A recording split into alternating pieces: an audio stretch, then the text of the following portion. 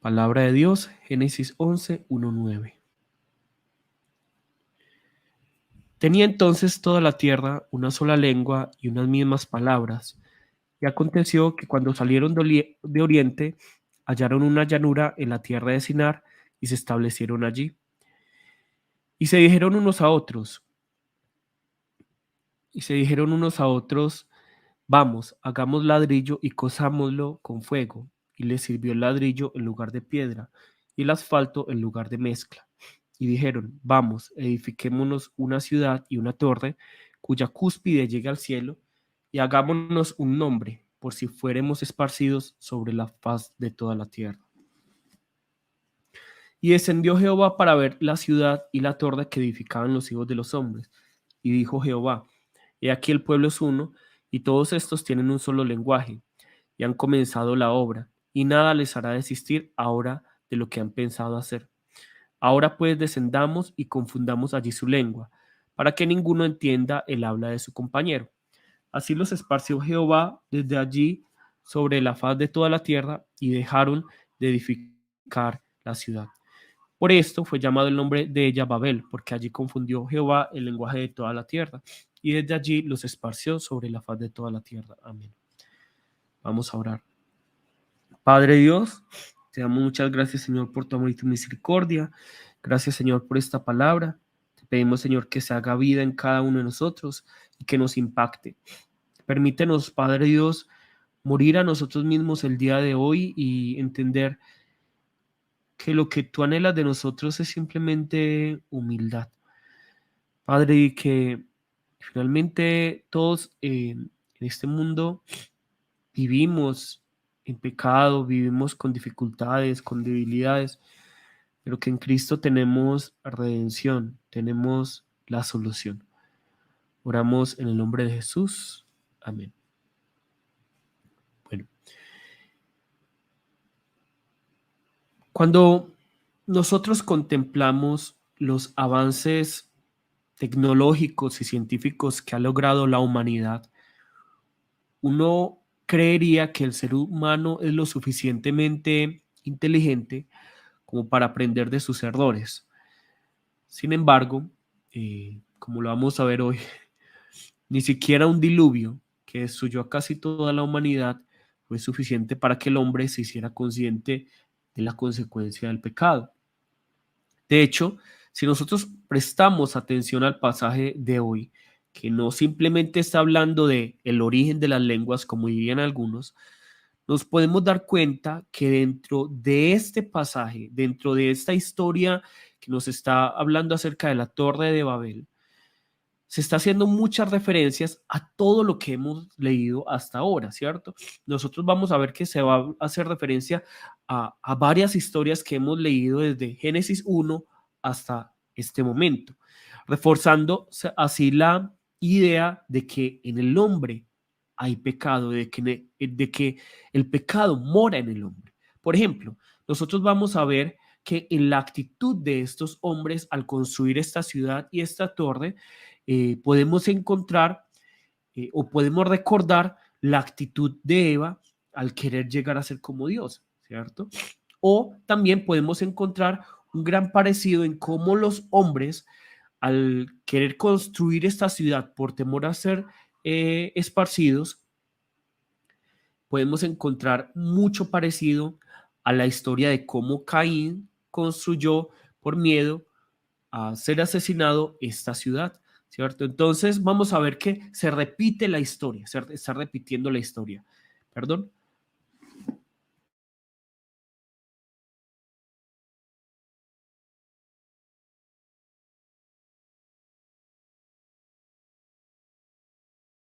Bueno, entonces se está repitiendo la historia, ¿cierto? Entonces, lastimosamente, querámoslo o no, y conozcamos o no la historia se repite una y otra vez. La historia se repite. Incluso en nuestros tiempos, eh, tenemos que reconocer que no somos ajenos, por ejemplo, a la desobediencia de Adán, que no somos ajenos a la ambición de Eva, que no somos ajenos, perdón otra vez,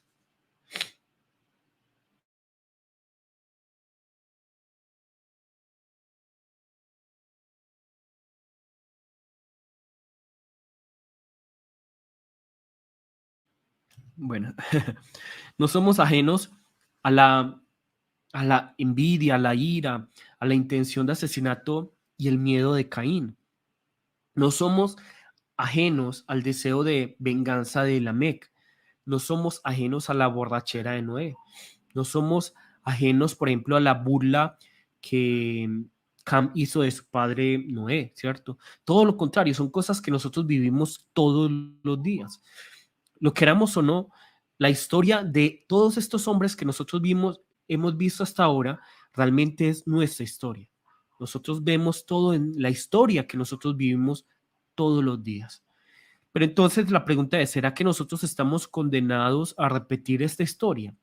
¿Será que Dios no nos da una solución? Y esto no es así. Dios nos da la solución. Y para ello vamos a estudiar la palabra el día de hoy y vamos a ver qué nos dice. ¿Listo? Vamos a ver qué nos dice en Génesis 11, 1, 2. Génesis 11, 1, 2. Nos dice lo siguiente. Tenía entonces toda la tierra una sola lengua y unas mismas palabras. Y aconteció que cuando salieron de oriente, hallaron una llanura en la tierra de Sinar y se establecieron allí. Entonces, el día de hoy, la palabra va a comenzar presentándonos a un grupo de hombres. Miremos aquí este grupo de hombres, ¿cierto? Nuevamente la diapositiva. Vemos a este grupo de hombres que tienen algo en común y es que manejan una misma lengua, ¿cierto? Acá nosotros vemos que se habla de toda la tierra y una misma lengua. Realmente, si nosotros somos un poco más estrictos, tenemos que entender esto como una hipérbole, es decir, como una exageración. No es que toda la tierra estuviera hablando una sola lengua y que aquí se está hablando de que se está hablando, todos están, de que se está hablando de todo el mundo, ¿cierto? Sino que más bien deberíamos pensar como en un territorio. En un territorio se está hablando una sola lengua, ¿listo? Es lo que muchos estudiosos tienen como cierto. Pues. Entonces vemos aquí que la palabra comienza hablándonos de un grupo de personas, un grupo de hombres que comparten una misma lengua, que comparten unas mismas palabras, ¿cierto? Esto sin duda está haciendo referencia a que todos manejan un mismo idioma, ¿cierto? Es decir, como todos así aquí en Medellín o en Colombia manejamos, bueno, al menos la mayoría, manejamos el español, el castellano, de la misma manera, en este grupo de hombres, todos manejaban un mismo lenguaje, un mismo idioma. Pero también se está haciendo referencia aquí a que todos compartían un mismo sentir. Es decir, que en ellos había unidad. Ellos tenían unidad. Y por lo tanto, podemos decir que así como el lenguaje de uno era el lenguaje del otro, el sentir de uno, los deseos de uno, las ambiciones de uno eran el sentir, los deseos y las ambiciones del otro. ¿Listo? Realmente no es necesario que le pongamos mucha cabeza a esto. Seguramente todos en algún momento nos hemos enfrentado a alguna persona de otro país o de otra ciudad y nos parecen extrañas o extranjeras al principio, hasta que manejan nuestro idioma. Eso es porque por diferentes razones científicas, el ser humano, digamos que está programado para rechazar o crear una barrera con todo aquello que le es extraño, que le es extranjero y que también está programado para abrazar lo que le es conocido. Por ejemplo, les voy a dar un ejemplo. Por ejemplo, cuando yo hice mi rural en Andes, aquí en Antioquia, me contaban algunos compañeros que cuando los pacientes entraban a mi consulta, entraban preocupados. ¿Por qué entraban preocupados? Porque veían mis ojos orientales, ¿cierto? Veían mis ojos rasgados. Entonces, imagínense cuántas personas habrán hecho su rural en Andes que son orientales. Si no son pocas, es ninguna, ¿cierto? Si no son ninguna, al menos son pocas las personas que han hecho su rural siendo orientales en Andes. No creo que muchos orientales hayan ido a Andes para hacer su rural médico.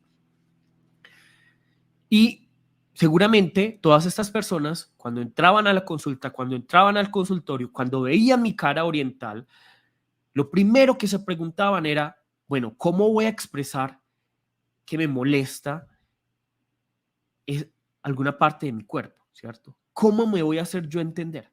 ¿Cómo le voy a decir a este doctor chinito, entre comillas chinito, que me duele cierta parte del cuerpo? ¿Cómo le voy a expresar que tengo un cólico y que tengo diarrea? ¿Cómo voy a actuar? Agua, agua, agua, estómago, popo, agua, ¿cierto? Va a ser muy difícil. ¿Cómo le voy a decir yo en chino esos nombres de esos medicamentos que ni siquiera soy capaz de mencionar bien en español, ¿cierto? Seguramente eso es lo que les pasaba por la cabeza a estos campesinos, ¿cierto? A estas hombres, a estas personas, y eso que Andes no es un municipio que sea muy pueblo tampoco, ¿cierto? Es muy avanzado, pero seguramente ellos no se habían enfrentado a un oriental, a una persona asiática. Por eso les pasaba por la cabeza y estaban preocupados, pero cuando yo les decía, hola pues, ¿cómo está pues? Siéntese pues. Ellos ya sentían tranquilidad, ya sentían confianza. Ah, él es uno de nosotros, él me entiende. Tenemos cierta unidad, al menos por el lenguaje. Ese es el poder del idioma. Ese es el poder del idioma. Y por eso es que nosotros, por ejemplo, si ustedes van a Corea, se van a dar cuenta que los coreanos, y seguramente en muchos países, seguramente también aquí, van a hacer una diferencia entre aquellos que saben coreano, o sea, los extranjeros que saben coreano y los que no saben coreano. ¿Por qué? Porque el extranjero que ha estudiado coreano muestra de alguna u otra forma que le importa relacionarse, que le importa la cultura y por eso dice, por eso los coreanos van a decir, ah, él es uno de nosotros, porque ya habla coreano. Pero si no sabe nada de coreano, van a decir, ah, él todavía es un extranjero, ¿cierto? De la misma manera, eso pasa en todos los países, ¿cierto? En Estados Unidos también. Si ustedes van y hablan solo español, español, español, ellos van a decir, ah, es que es un extranjero. Pero si cada uno se pone a la tarea al menos de decir, hello, how are you? Ellos van a decir, ah, al menos se puso la tarea de estudiar mi idioma, ya hay cierta unidad. Ese es el poder del idioma. Ese es el poder del idioma. De la misma manera, nosotros tenemos que ver que este grupo de hombres tenían una unidad por manejar el mismo lenguaje. Lo que movía a uno, movía al otro. Y finalmente, lo que nosotros vamos a ver es que es esta unidad la que va a permitir que estos hombres salgan de Oriente, ¿cierto? La palabra dice que salen aquí en este versículo, nos dice que estos hombres salieron de Oriente, ¿cierto? Aquí nos están diciendo en el versículo 2, y aconteció que cuando salieron de Oriente, ellos salen de Oriente porque tienen una misma unidad, ¿cierto? No saldría yo con un extranjero si no tuviera unidad con él, pero ellos salen porque tienen una unidad. Y nos dice que hallaron una llanura en la tierra de Sinar y se establecieron allí. ¿Listo? Ahora, es muy interesante que la palabra nos diga que ellos llegaron a esta llanura en la tierra de Sinar. ¿Por qué? Porque no solo es lo que vemos después, sino el hecho de que se nos diga que estos hombres fueron a la llanura y en la tierra de Sinar, la que nos va a indicar quiénes son estos hombres y cuál era su sentir. Vamos a buscar lo que nos dice la palabra en Génesis 10. ¿Listo? Génesis 10, 8, 9, 8 al 10. Y nos dice, y Cus engendró a Nimrod, que llegó a ser poderoso en la tierra. Él fue un poderoso cazador delante del Señor. Por tanto, se dice como Nimrod, poderoso cazador delante del Señor. Y el comienzo de su reino fue Babel, Erech, Acab y Calne en la tierra de Sinar. Entonces, vemos aquí nosotros que se nos habla de un personaje clave, ¿cierto? Para entender el corazón de todos estos hombres que llegaron a esta llanura en la tierra de Sinar, ¿cierto? Y vamos a ver que este personaje clave se llama Nimrod, Nimrod, ¿cierto?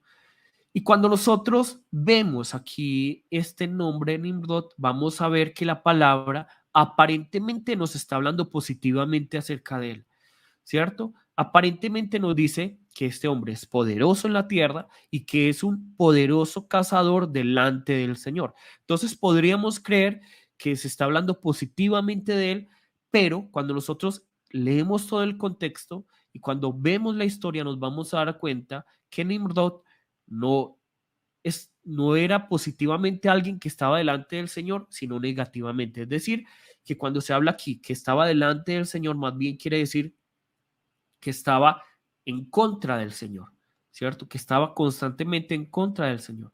De hecho, si nosotros vemos en hebreo el nombre Nimrod, significa debemos rebelarnos, debemos hacer una rebelión, ¿cierto? Una revolución. Eso significa Nimrod. Incluso un famoso historiador llamado Josefo escribe acerca de Nimrod lo siguiente, ¿cierto? Escribe lo siguiente acerca de Nimrod. Los persuadió de que no le atribuyeran a Dios como si fuera por medio de él que habían obtenido felicidad, sino a creer que fue su propio esfuerzo lo que les alcanzó esa felicidad. Lo describe Josefo, ¿cierto? Acerca de Nimrod. Entonces, vemos que Nimrod, en vez de ser realmente, como dice aquí la palabra, un hombre fuerte, poderoso, delante del Señor, positivamente, más bien es un hombre fuerte, poderoso, cazador en contra del Señor. Es decir, él está buscando rebelarse en contra del Señor y por eso persuade al pueblo de que su felicidad no se atribuye a Dios, no es por Dios, sino por su propio esfuerzo. Muy parecido a lo que hoy escuchamos en la radio, en la televisión, en muchas partes, ¿cierto? Es el mismo lengua, el mismo mensaje. Pero en esa época Nimrod ya estaba diciendo esto. Miren, ustedes son los que tienen que alcanzar su propia felicidad. Y si la alcanzan, no es por Dios, es por ustedes. Ustedes son los dueños y ustedes son los que deciden ser felices. Muy parecido al mensaje de hoy en día, ¿cierto? Pensamiento positivo. Pero incluso Nimrod dice, si Dios se atreviera a mandar otro diluvio, voy a construir una torre tan alta que las aguas no van a poder, digamos, eh, inundarla y me voy a vengar de Dios, no solo por los que acaba de inundar, sino por los antepasados que inundó en los tiempos de Noé. Eso es lo que dice Nimrod. Entonces, miren la arrogancia, miren esta rebelión, miren este carácter tiránico de Nimrod, ¿cierto? De hecho, él es considerado el fundador e incluso el precursor de esta torre de Babel. Y este corazón de Nimrod nos está hablando entonces muy claramente de cuál era el corazón de todos estos hombres, cuál era el sentir de estos hombres, en qué estaba basada la unidad de estos hombres, qué lenguaje manejaban estos hombres. Era un lenguaje de rebelión, era un lenguaje, un sentir de arrogancia, era una unidad que buscaba rebelarse en contra de Dios. ¿Listo? Y llegan estos hombres a Sinar, nos dice la palabra. ¿Cierto? Ahora vamos al otro versículo. Perdón.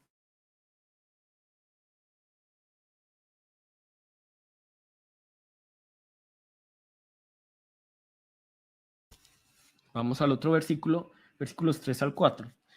Y se dijeron unos a otros, vamos, hagamos ladrillo y cosámoslo con fuego, y les sirvió el ladrillo en lugar de piedra y el asfalto en lugar de mezcla.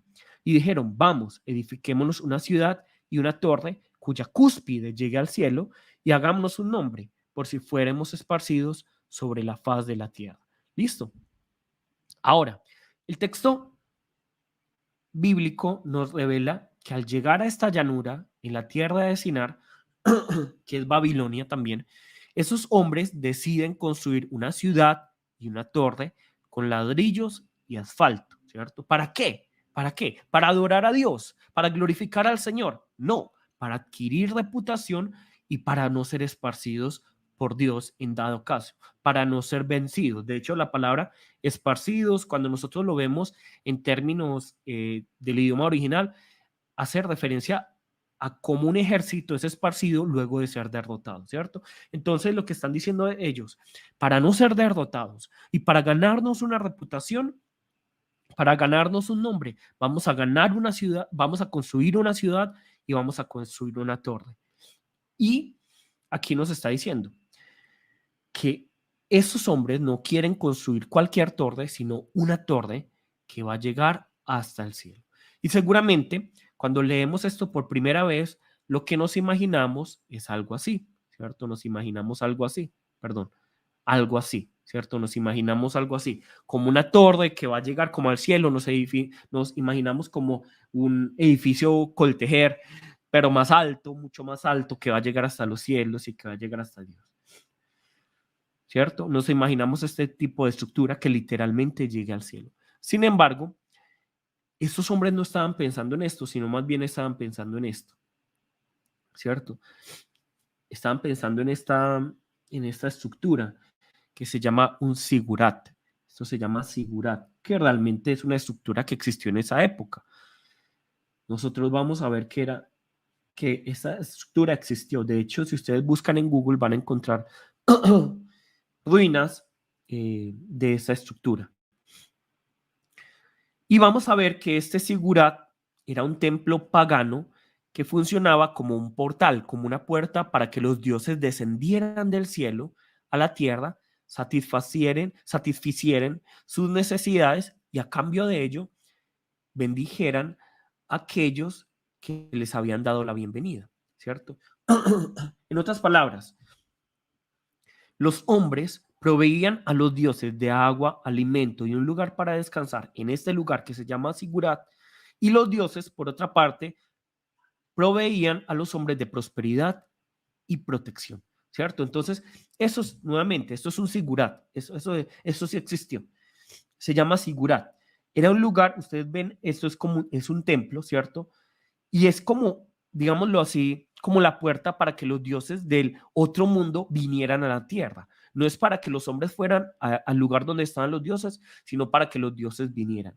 En este lugar, los hombres dejaban como agua y dejaban también como alimento. ¿Para qué? Para que los dioses comieran esa agua, comieran esos alimentos, bebieran de esa agua y descansaran. Y cuando estos dioses descansaban, bajaban las escaleras para encontrarse con los hombres y bendecirlos, ¿cierto? Entonces era como una simbiosis, es decir, una codependencia. Bueno, nosotros servimos a los dioses y los dioses nos sirven a nosotros, ¿cierto? Nosotros necesitamos a los dioses, pero los dioses nos necesitan a nosotros. Esto es lo que se está manifestando aquí.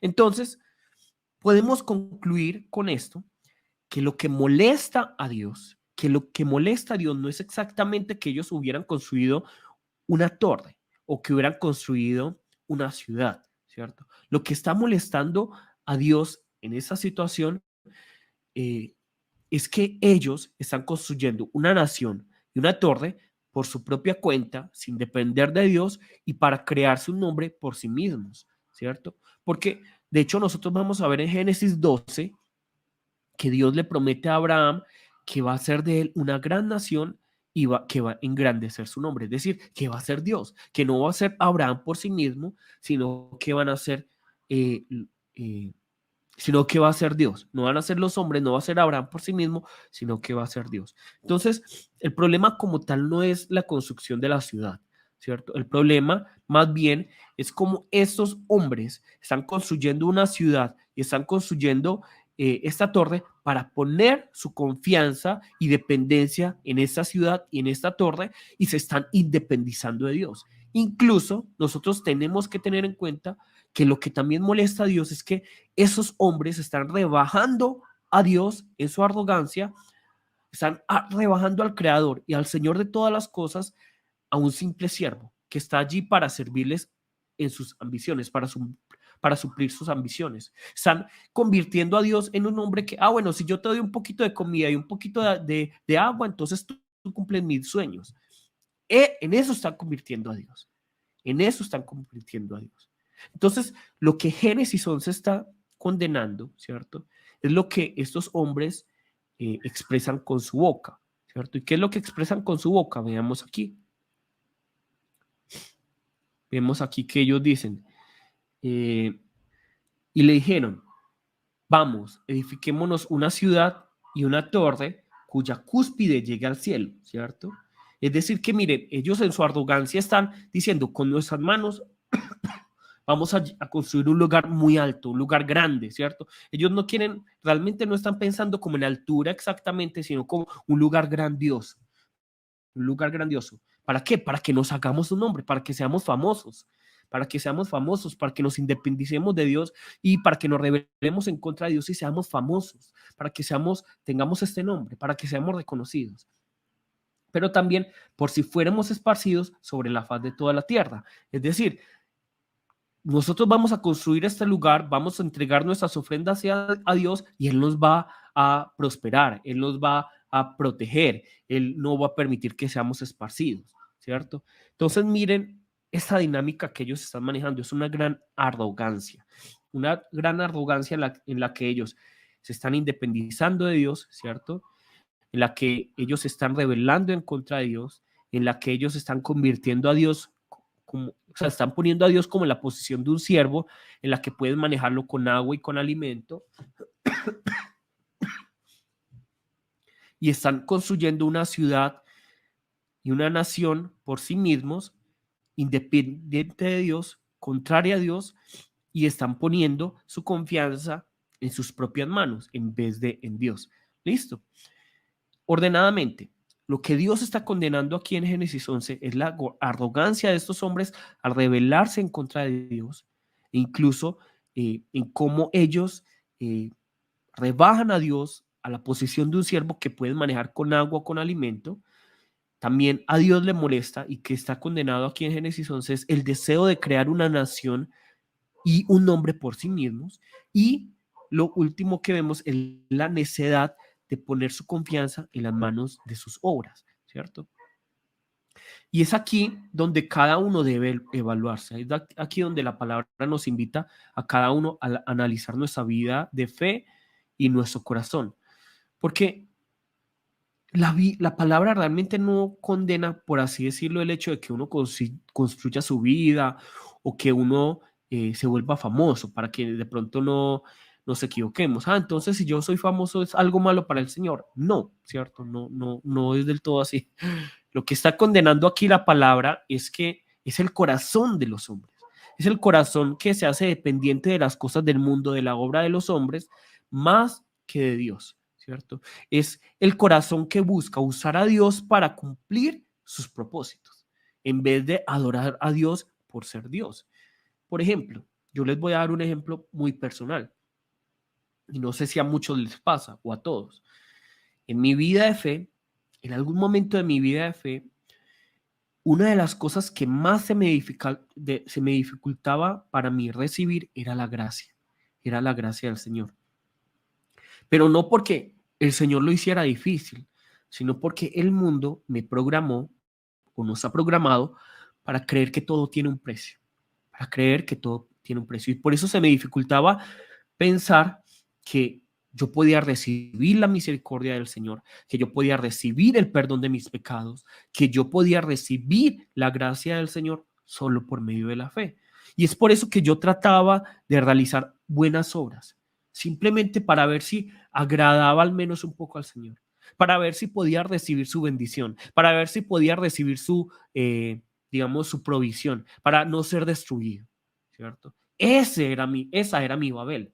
Esa era mi torre de Babel. Yo estaba construyendo sobre mis obras y estaba dependiendo de ellas para ver si de pronto así podía agradar a Dios, para ver si así podía recibir su bendición por medio de mis obras. Entonces yo puse mi confianza en mis manos, puse mi confianza en mis obras más que en su gracia.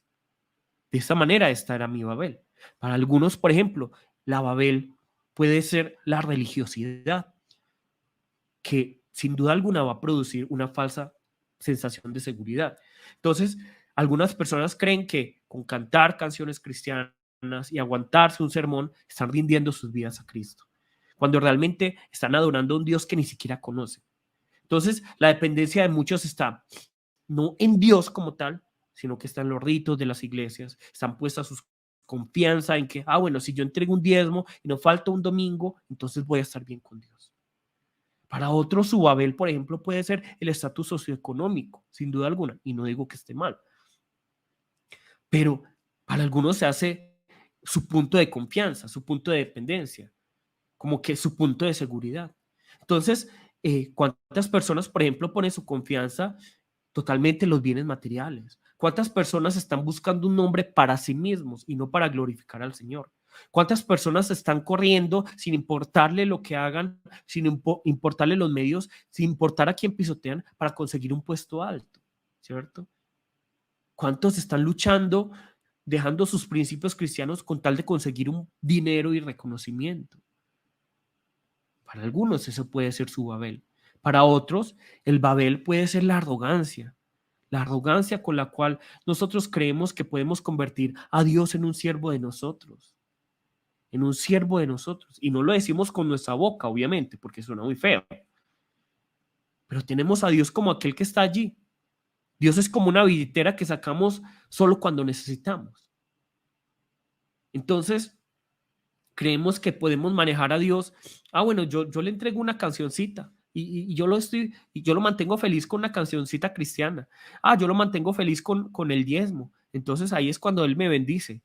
Creemos que es así. Y todo esto es lo que está manifestando esa Torre de Babel, esta historia de estos hombres, no es una historia aparte, sino que es nuestra historia. Porque todos en algún momento o en ese momento tenemos nuestro Babel. Hemos construido un lugar en el cual nosotros ponemos nuestra confianza, nuestra dependencia. Hemos construido un lugar donde nosotros decimos, en esto soy independiente de Dios, en esto voy a confiar porque al menos yo lo hice. Y también hemos construido nuestro Babel diciendo, bueno, de esta manera yo manejo a Dios. De esta manera Dios me sirve. De esta manera yo tengo la bendición y la prosperidad. Sí, yo manejo a Dios. Por eso es tan impactante esta historia. Muchos nos quedamos, es el origen de las lenguas, pero realmente esta historia nos habla acerca de la arrogancia del ser humano. ¿Listo?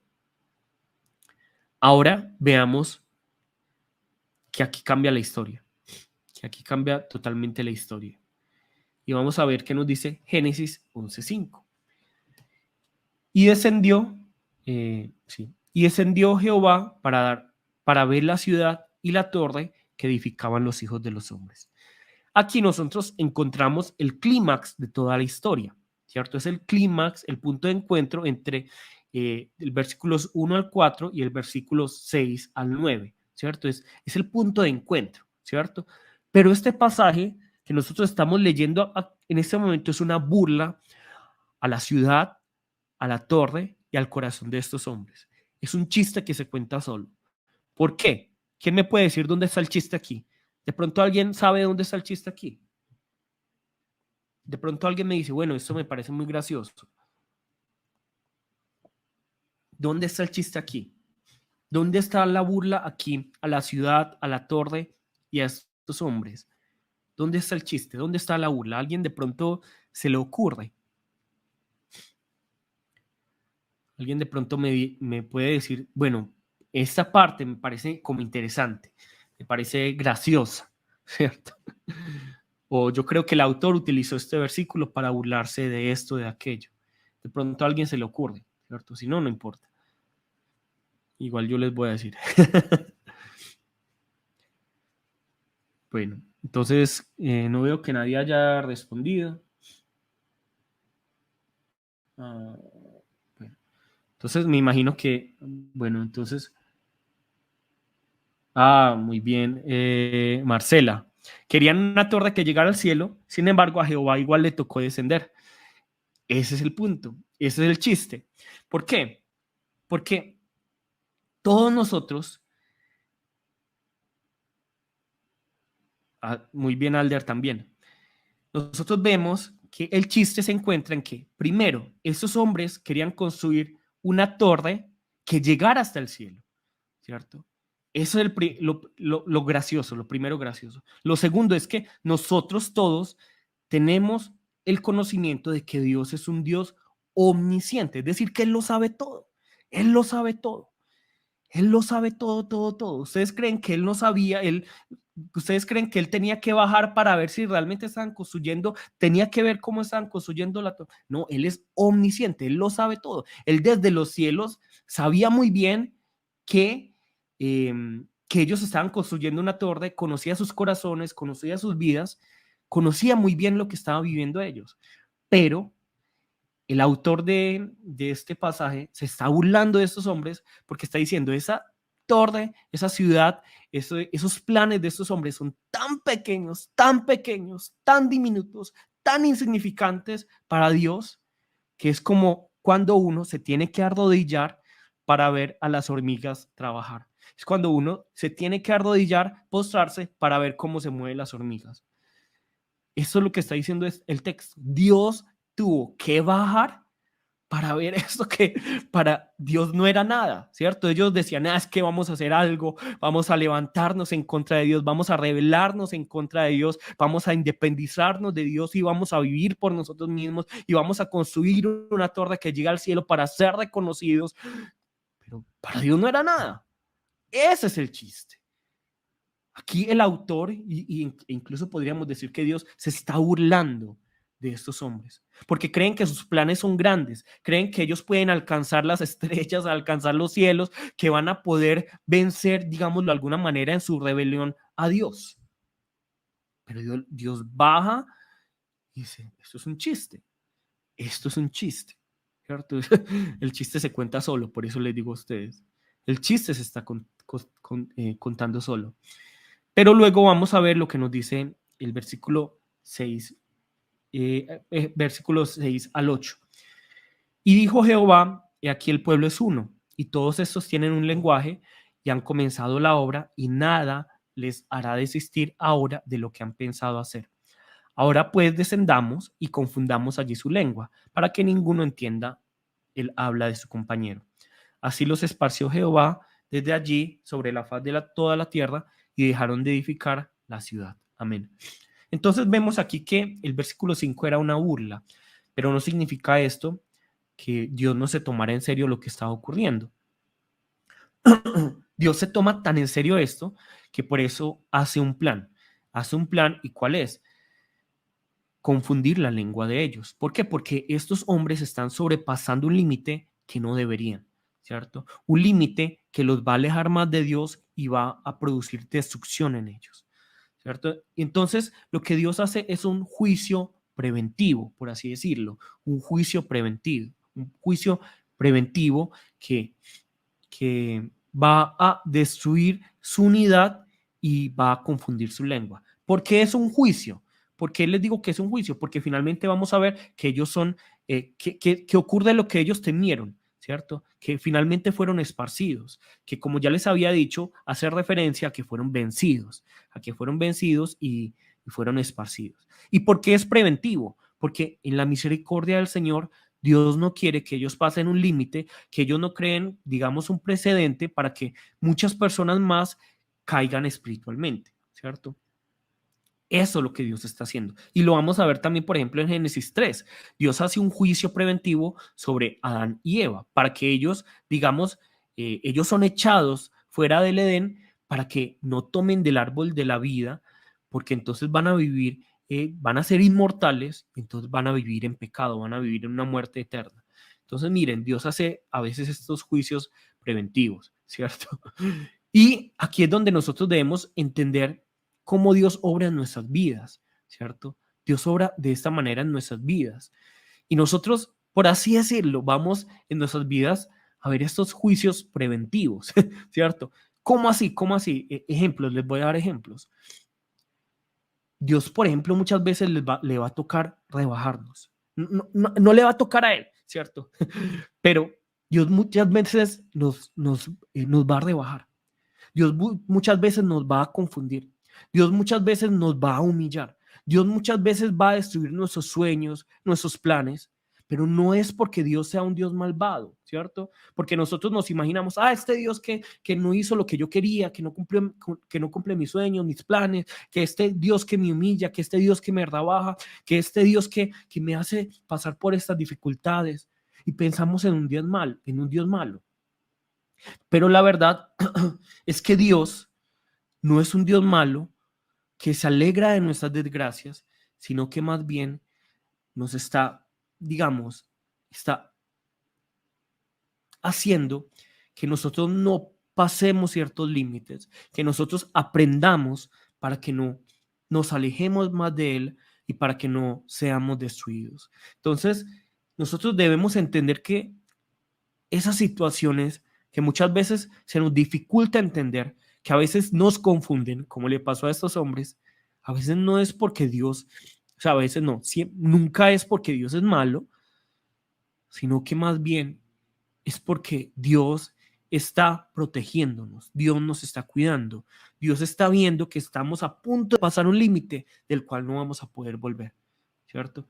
Y de hecho es muy bonito porque la palabra aquí va a utilizar esta en hebreo, para los que de pronto no sabían, en hebreo no hay vocales, ¿cierto? En el hebreo original no hay vocales, sino que se utilizan consonantes. ¿Cuáles son las vocales? A, E, I, O, U, ¿cierto? Entonces en hebreo no hay A, E, I, O, U, pero lo que sí hay consonantes, entonces B, C, D, F, G, H, ¿cierto? Etcétera, etcétera. Entonces, cuando nosotros vemos la palabra ladrillo en hebreo, dice LBN, ¿cierto? Estaría escrito LBN, pues en hebreo. Pero cuando nosotros vemos la palabra confundamos, es NBL. Vemos que está como al revés, ¿cierto? Está al revés. Y es que es muy bonito. Miren, yo no sé, a mí me parece muy bonito. Veamos aquí lo que nos dice aquí la palabra. Vamos a ver lo que nos dice aquí la palabra. Eh, y vamos a ver que eh, aquí en el versículo 3 se dice, y se dijeron unos a otros, vamos, hagámonos ladrillo, ¿cierto? Miren, está hablando como en plural, como son un grupito, ¿cierto? Son un grupito y están diciendo, hagamos ladrillo.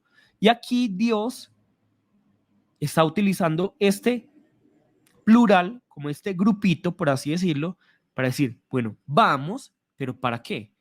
Vamos a confundir su lengua, ¿cierto? Vamos a confundir su lengua. Y es muy bonito aquí porque la palabra aquí, como les decía, en hebreo es LBN, ladrillo, y la frase confundamos, la palabra confundamos es NBL, es como al revés, ¿cierto? LBN, NBL, ¿cierto? Espero que estemos entendiendo. Y es bonito, ¿por qué? Porque es como que Dios está desladrillando, ¿cierto? Todo lo que ellos habían construido con sus ladrillos, Dios lo está desladrillando, es decir, está quitando esos ladrillos. Está, digámoslo así, lo que Dios está haciendo es como revirtiendo los planes, las maquinaciones de los hombres, los errores de los hombres. Dios los está revirtiendo. Y así es con nosotros. Así es con nosotros. Dios muchas veces le va a tocar, digo que le toca porque nosotros somos muy tercos, pero no es que él le toque, él no está obligado. Pero Dios, como que, por así decirlo, porque la frase que me ocurre, le toca desladrillar, ¿no? Le toca, a veces le toca, digamos, la palabra dice que nosotros somos como vasijas de barro. A veces le toca quebrarnos, a veces le toca destruirnos, a veces le toca, digamos, desarmarnos completamente. ¿Para qué? ¿Para qué? Para que finalmente Él nos vuelva a armar como es correctamente, ¿cierto? Para que volvamos a Él, para que dependamos de Él y a Él le va a tocar en su, como dice Gloria, en su misericordia, en su gracia, en su amor. A Él le va, entre comillas, y por eso digo, se le toca. A Él le toca tomar todo lo que nosotros hemos construido y desarmarlo, desladrillarlo. Y ahí es donde nosotros tenemos que volver a Él porque hemos sido arrogantes, porque hemos buscado nuestra independencia, porque no hemos confiado en Él, porque hemos buscado sobrepasar límites que no deberíamos pasar y que de pronto no somos conscientes. Puede que nosotros creamos, pero aquí no hay un límite, porque muchas veces los límites son invisibles.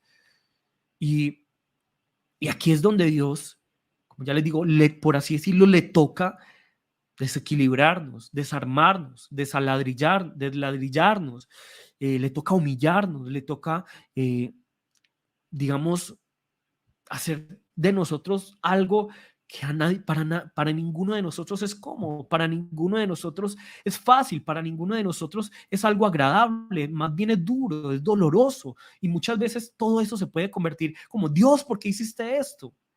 y nos va a confundir, así como confundió la lengua de estas personas, ¿cierto? Él confundió la lengua de esas personas. Y como dice Gloria aquí, él pudo haber derribado simplemente la torre. Él pudo haber derribado la torre, pero él más bien los confunde. Él confunde la lengua. Él confunde la lengua de ellos, ¿cierto? Y como dice Alder, buscamos coaches motivacionales como Nimrod. Y Dios le toca, y digo como entre comillas le toca porque no está obligado a nada, pero a veces él tiene que desadaptarnos, ¿cierto? Desacostumbrarnos, a él le toca desacomodarnos. Y ese es desladrillarnos. Porque nosotros hemos construido nuestra arrogancia, hemos construido nuestros sueños, nuestros planes para nosotros mismos, para no glorificar al Señor y creemos que nos van a llevar a algo alto, ¿cierto? ¿Cuántos de nosotros hemos construido creyendo que las riquezas nos van a dar felicidad? ¿Cuántos de nosotros hemos construido nuestra arrogancia? ¿Cuántos de nosotros hemos construido y construido y no nos hemos dado cuenta que finalmente lo hemos hecho por nuestro nombre o por miedo, como hablábamos la semana pasada? Que realmente no es porque realmente tenemos seguridad, sino que más bien estamos sin saberlo, construyendo, digamos, barreras, escudos de los cuales nadie puede entrar. Pero lo que Dios tiene que hacer es humillarnos y enseñarnos que somos arrogantes. Dios le toca desladrillarnos y enseñarnos que no es que nosotros construyamos por nuestros propios esfuerzos, sino que es dependiendo de Él. Dios a veces le toca quitarnos de nuestra comodidad para que no dependamos de los bienes materiales o incluso de las demás personas. Dios le toca incomodarnos y duele, como les digo, duele, es incómodo. Si fuéramos, digamos, oro, por así decirlo, a él le toca ponernos en el fuego y el fuego no es algo cómodo. Antes, ya saben, los que se han quemado saben que es que a uno lo pasen por el fuego, ¿cierto? Imagínense todo el calor que tiene que pasar el fuego para que se le quiten todas las impurezas. Imagínense esa vasija de barro que tiene que ser quebrada para luego volver a ser formada por el alfarero.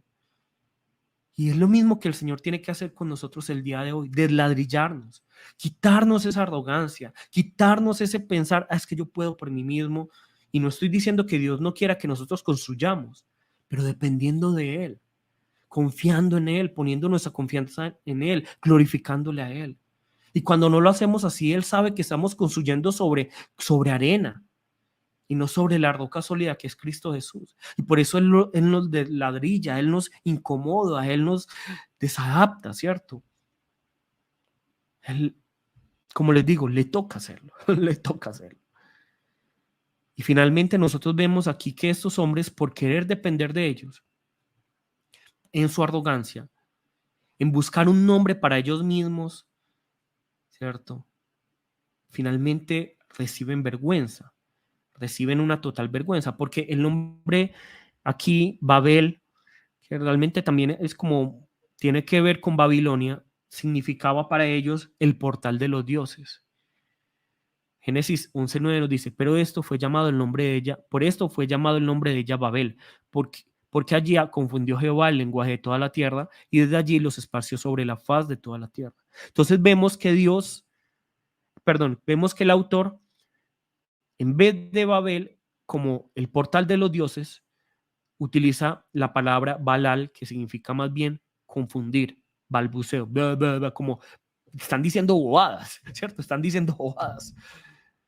De la misma manera, cuando nosotros construimos por nosotros mismos creyendo, o sea, no estoy diciendo que tengamos una baja autoestima, la palabra no nos está diciendo eso, pero cuando ponemos nuestra confianza en los hombres, en el mundo, en nuestras fuerzas, nos vamos a dar cuenta que no vamos a lograr nada, que realmente va a ser un balbuceo, que realmente vamos a finalmente a llegar a la vergüenza, que si buscamos independizarnos de Dios y no glorificarle, vamos a llegar a la vergüenza, ¿cierto?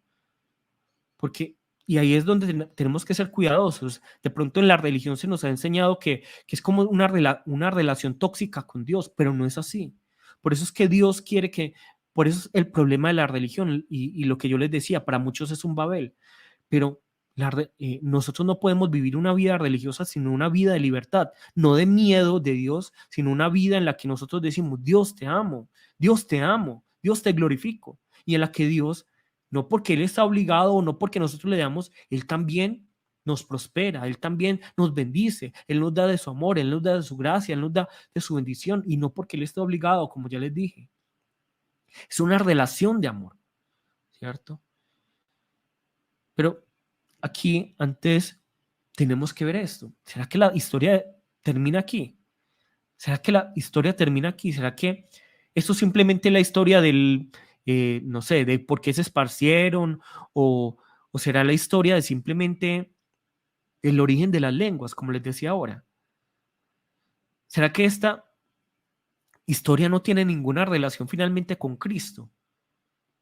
Para nada, para nada. Yo les he dicho en las otras predicaciones que Dios siempre busca restaurar la creación.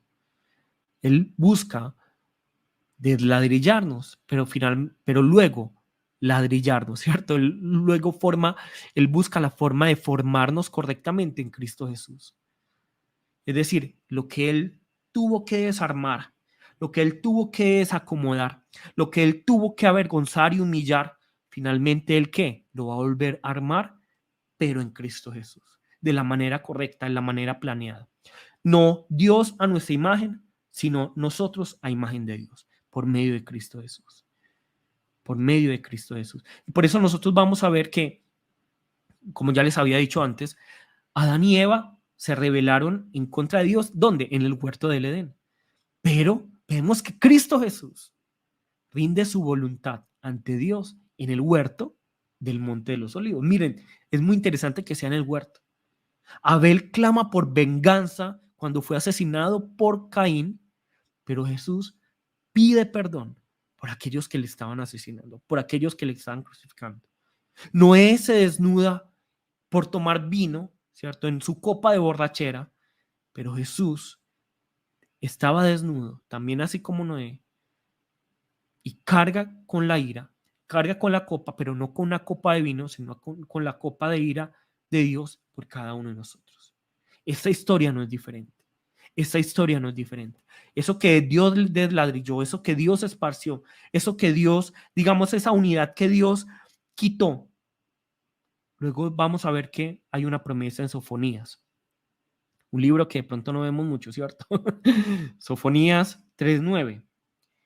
En aquel tiempo devolveré yo a los pueblos pureza de labios, para que todos invoquen el nombre de Jehová, para que le sirvan de común consentimiento. Vemos aquí en el Antiguo Testamento la promesa de que el Señor va a restaurar la lengua, va a restaurar los labios, va a restaurar la unidad, para que todos nos presentemos en común consentimiento, en unidad, en un mismo sentir. ¿Para qué? Para adorarle, en humildad para adorarle. Y vamos a ver que esto se cumple finalmente en Hechos 2, 6, 11. Vamos a ver qué nos dice Hechos 2, 6, 11. Y hecho este estruendo, se juntó la multitud y estaban confusos, porque cada uno les oía hablar en su propia lengua. Y estaban atónitos y maravillados, diciendo, mirad, ¿no son galileos todos estos que hablan? ¿Cómo pues les oímos nosotros hablar cada uno en nuestra lengua en la que hemos nacido? Partos, medos, elamitas, y los que habitamos en Mesopotamia, en Judea, en Capadocia, en el Ponto y en Asia, en Frigia, en Panfilia, en Egipto y en las regiones de África, más allá de Cirene, y romanos aquí residentes, tanto judíos como prosélitos, cretenses y árabes, les oímos hablar en nuestras lenguas las maravillas de Dios. Entonces ven la conexión. En Génesis 11, nosotros encontramos a un grupo de hombres arrogantes que en la unidad de un mismo lenguaje buscan su propia gloria. Y por eso reciben un juicio, que es que sus lenguas son confundidas y luego son esparcidos, luego son dispersados.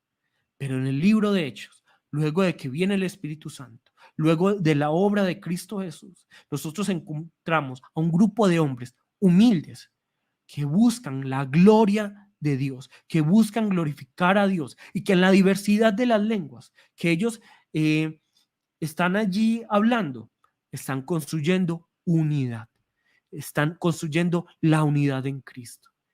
¿Por qué? Porque en Cristo nosotros somos desenladrillados, pero en Cristo también somos enladrillados.